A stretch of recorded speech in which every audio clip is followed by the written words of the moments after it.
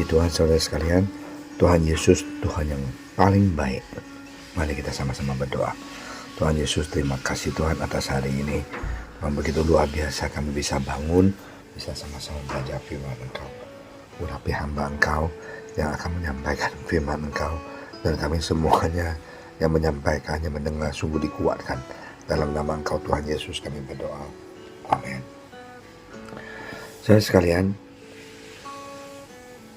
apa yang terjadi di Raja Daud di 1 Samuel 30 ayat 6, ya, dan Daud sangat terjepit. Apa yang terjadi? Karena rakyat mengatakan hendak melemparin dia dengan batu. Seluruh rakyat itu terpedih hati, masing-masing karena anaknya laki-laki dan perempuan.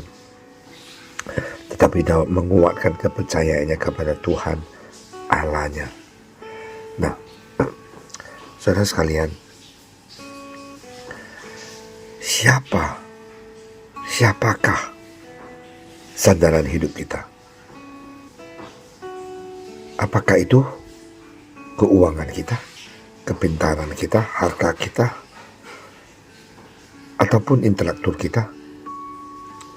Ya, pertanyaan ini muncul karena dalam kenyataan hidup orang percaya sering terlihat bahwa mereka itu mengandalkan hal-hal di luar Tuhan.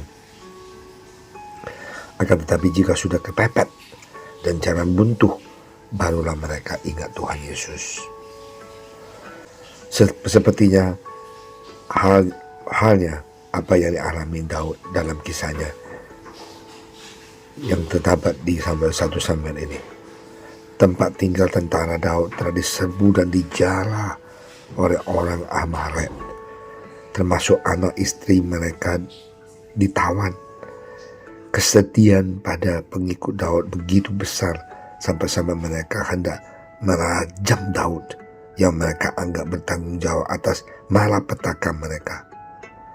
Dalam keadaan kepepet, Daud kembali mencari petunjuk Tuhan. Kesadaran bahwa ia tidak dapat menyelesaikan masalahnya yang begitu besar dan serius ini membuat Daud berpaling kepada Tuhan. Maka atas petunjuk Tuhan pula, Daud dan pasukannya berhasil mengalahkan Amalek serta merampas pulang semua yang dirampas. Daud mengajarkan kepala pasukan bahwa mereka adalah satu tim sepenanggungan dan sependeritaan. Tidak hanya ini memulihkan kepercayaan mereka terhadap Daud yang memudar. Ya, semua yang terjadi dalam hidup Daud merupakan proses pembentukan iman dan karakter yang mempersiapkannya untuk menggantikan Saul menjadi raja atas Israel. Perjalanan hidup kita masing-masing pasti juga mengalami masalah dan tekanan hidup yang berat. Jangan pernah menyerah kalah, apalagi kehilangan pengharapan. Allah yang sama yang dipercaya Daud ialah Allah yang kita kenal dan sembah dalam Kristus.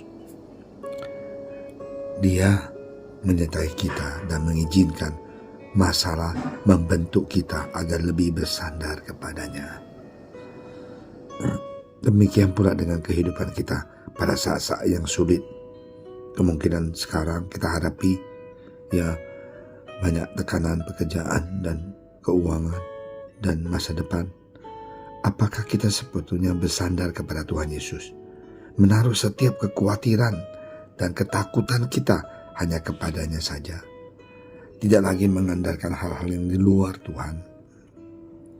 Yeremia 17 ayat 7. Diberkatilah orang yang mengandalkan Tuhan, yang menaruh harapannya pada Tuhan.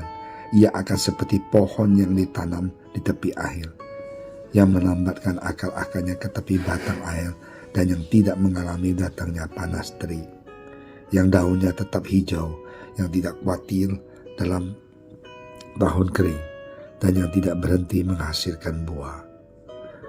Orang yang bersandar Tuhan akan diberkati. Ia tidak akan kekurangan, karena Tuhan Yesus selalu menyediakan seluruh kehidupannya dicukupi oleh Tuhan. Dunia boleh mengalami krisis, tetapi Tuhan Yesus selalu melindungi umatnya di tengah-tengah kesulitan hidup anak-anak Tuhan. Tetap dalam pemeliharaannya, karena Tuhan selalu menyediakan berkat yang cukup buat anak-anaknya yang setia.